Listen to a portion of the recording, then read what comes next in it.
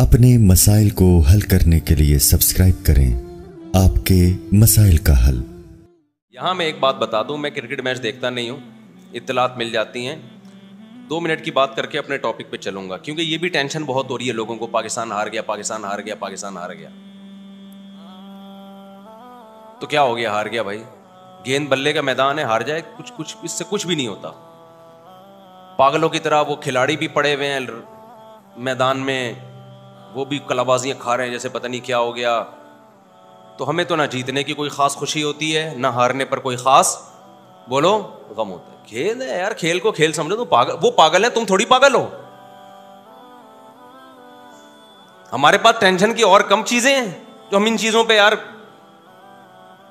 कौमें खेल है ना, खेल, इसमें हार भी होता है, थोड़ा सा खुशी हो जाए, जीत गया है भाई, जीत गया तो थोड़ा हा हा वो, बस खत्म। इससे ज्यादा खेलों पे खुशी मनाना ये आपके पागल होने की अलामत है। खेल है, खेल है। लोग कहते हैं कौमों की तकदीरें बदल रही हैं तकदीरें, लेकिन बेवकूफों की तकदीरें बदल रही हैं इससे।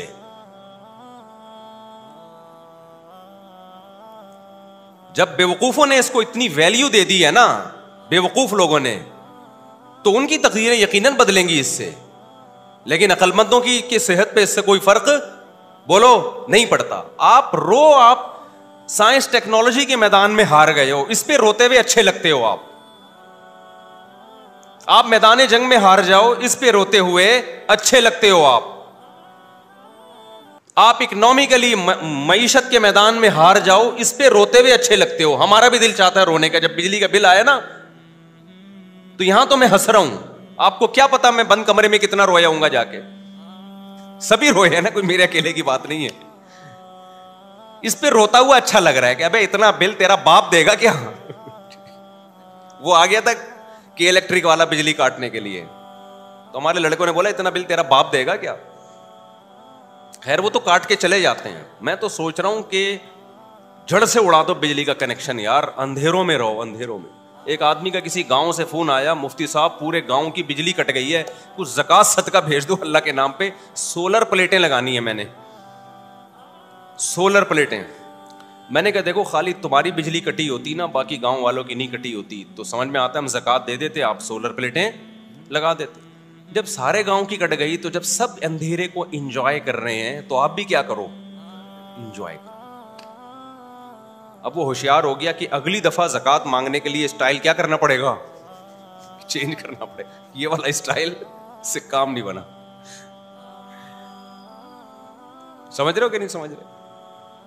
किसी ने मुझसे कहा कि पूरे गांव में कुर्बानी नहीं होती, गोश्त ही नहीं आता। मुफ्ती साहब हमारे घर पे नहीं हो रही, सब जगह होती तो गोश्त आ जाता। मैंने कहा जब पूरे गांव में ही नहीं हो रही तो फिर आपके भी नहीं हो रही। या तो उतना सारे खा रहे होते आप बेचारे, तो जो जिस गम में सब बराबर के शरीक होते हैं, वो गम फिर गम नहीं लगता। तो होना ये चाहिए कि इलेक्ट्रिक वालों को बोलो कि पूरे महल्ले की बिजली क़यामत तक के लिए जड़ से खात्मा कर दो इसका। ना रहेगा बांस, ना बजेगी बांसुरी। इसके बड़े फजाइल हैं। रात को टाइम पे सो जाओगे जब अंधेरे होंगे।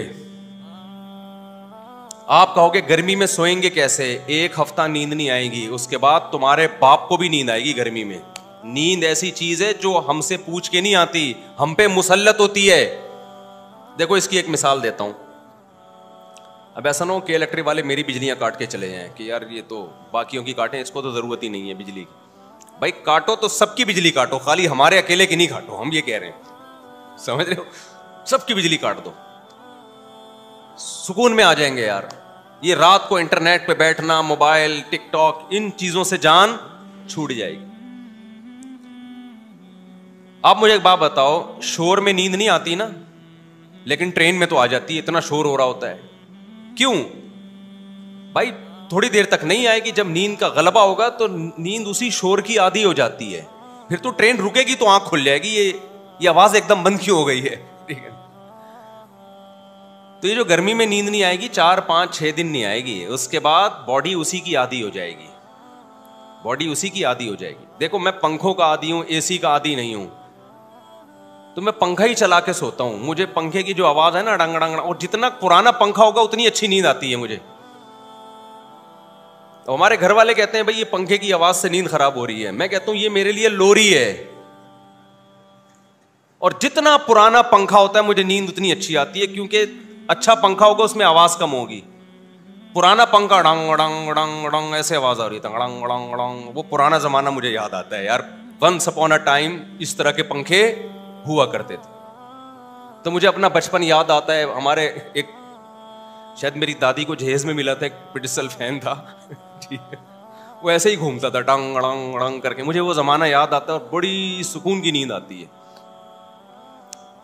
मैं कहीं भी जाता हूं पंखा तलाश करता हूं, यार पंखा चलाओ डंग डंग डंग, नहीं तो नेट पे पंखा लगा के, पंखे की आवाजें इंटरनेट पर भी हैं, इससे पता चलता है सिर्फ हमारी बीमारी नहीं है, बहुत से लोगों की है ये। इंटरनेट पे लोगों ने पंखे की आवाजें यूट्यूब में डाली हुई हैं।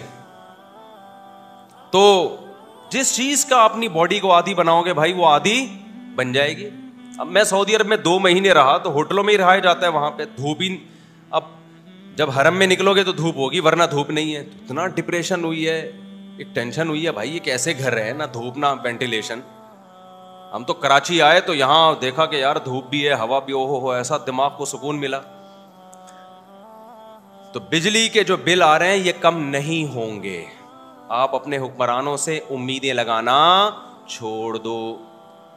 उसका हल ये कि कोई पत्थर से ना मारे मेरे दीवाने को, बम का जमाना है उड़ा दो साले। तो एक एक करके कनेक्शन ना काटो मेरे भाई, पूरे मुल्क की एकदम से बिजली उड़ा दो। 1 महीना लगेगा पुरानी रूटीन पे हमें सेट होने में। उसके बहुत सारे फायदे होंगे। जल्दी सोएंगे, सुबह जल्दी उठेंगे और पसीना निकलेगा। आप पसीना निकलना इतना, देखो गर्म इलाके के लोगों की उम्रें लंबी होती हैं, ठंडे इलाके के लोग वैसे लाल टमाटर होते हैं, उम्रें बहुत कम होती हैं। ठंडे इलाके, फालेज, ब्लड प्रेशर, ये ज्यादातर ठंडे इलाकों की बीमारियां हैं। गर्म इलाके के जो पसीने जब निकलते हैं ना, बॉडी में फ्लेक्सिबिलिटी रहती है, लचक रहती है, तो बॉडी सही रहती है इंसान की, पसीना निकलता है। आप देख लो ना गर्म इलाके, अफ्रीका के जो लोग हैं काले काले होते हैं, लेकिन होती कितनी लंबी लंबी उम्रें इनकी।